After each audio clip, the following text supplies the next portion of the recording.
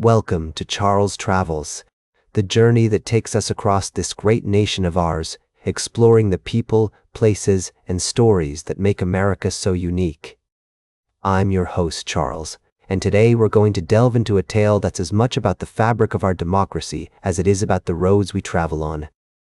As the first sit here in my studio, surrounded by maps and memories of countless miles traveled, my mind wanders to the concept of freedom, the freedom to move, to explore, but most importantly, the freedom to have a say in how our country is run. Voting, the cornerstone of democracy, is a right we often take for granted, yet it's a privilege that has been fought for by so many. Recently, I found myself pondering the intricacies of our electoral system, sparked by an executive order that aims to change the way we vote. Titled, Ensuring Citizenship, Verification and Integrity in Federal Elections, this order seeks to create lists of eligible voters and use these to track mail ballots. But what does this mean for you and me? Does it enhance security, or does it muddy the waters of a system already under scrutiny? I took a trip to the heartland, speaking with folks from all walks of life about their thoughts on voting and democracy. From the bustling streets of cities to the quiet towns nestled in the countryside, one thing became clear. The desire for secure, fair elections is universal.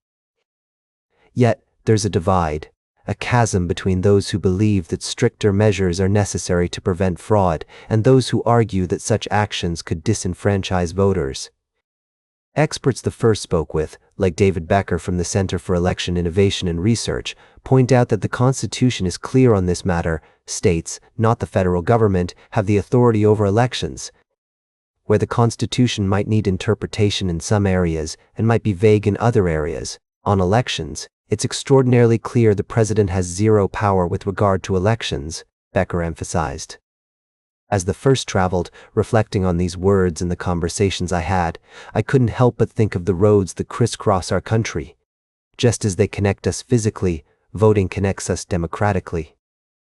It's a reminder that, despite our differences, we're all heading towards the same destination, a more perfect union. And so, as we navigate this complex landscape of democracy and freedom, let's remember that every journey starts with a single step. For us, that step is staying informed, engaging in respectful dialogue, and exercising our right to vote. Because when we do, we're not just shaping the future of our country, we're honoring the spirit of travel, exploration, discovery, and the pursuit of a better tomorrow. We'll be right back with more fascinating travel adventures on Charles Travels. Welcome back to Charles Travels, dear listeners. As we continue our journey around the world, we find ourselves in the midst of a heartbreaking tale of hope and tragedy. The Mediterranean Sea, a body of water that has connected cultures and civilizations for centuries, has also become a graveyard for thousands of migrants seeking a better life in Europe. I'm taking you to the tiny island of Lampedusa, Italy, where a recent rescue operation uncovered a devastating scene. 19 bodies were recovered from a migrant boat that had broken down while trying to cross from Libya. The survivors, 58 in total, including 5 children, were taken to the island, exhausted and shaken.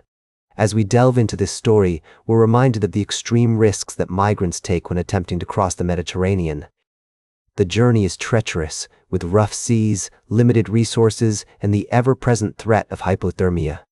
The victims of this latest tragedy likely died from exposure to the harsh elements, a stark reminder of the human cost of these perilous journeys. The International Organization for Migration estimates that at least 643 people have lost their lives in the central Mediterranean so far this year, one of the highest tolls since 2014.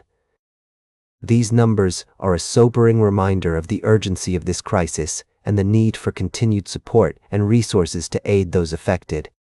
As we reflect on this story, we're also reminded of the resilience and determination of those who embark on these journeys.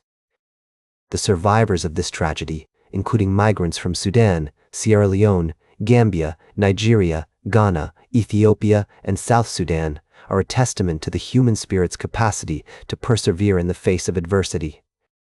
As we pause to consider the complexities of this issue, we're compelled to ask, what can be done to prevent such tragedies from occurring in the future?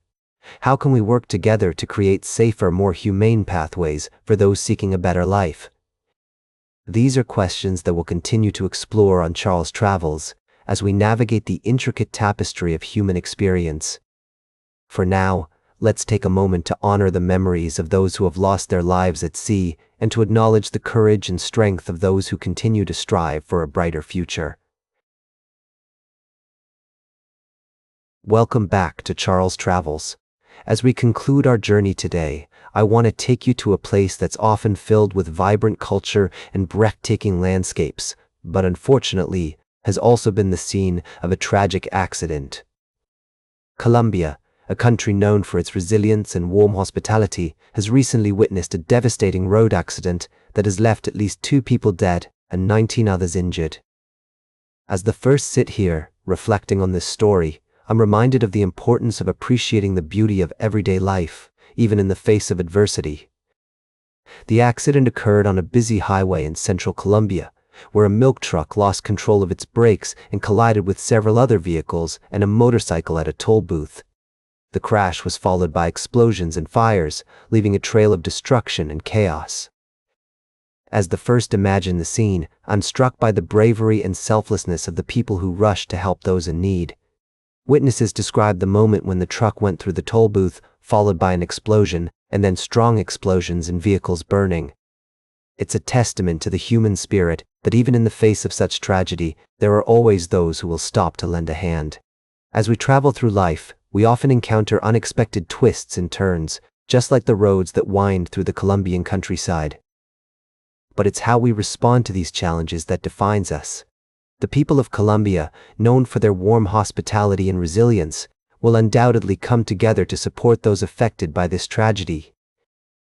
As we conclude our journey today, I want to leave you with a sense of hope and appreciation for the beauty of everyday life.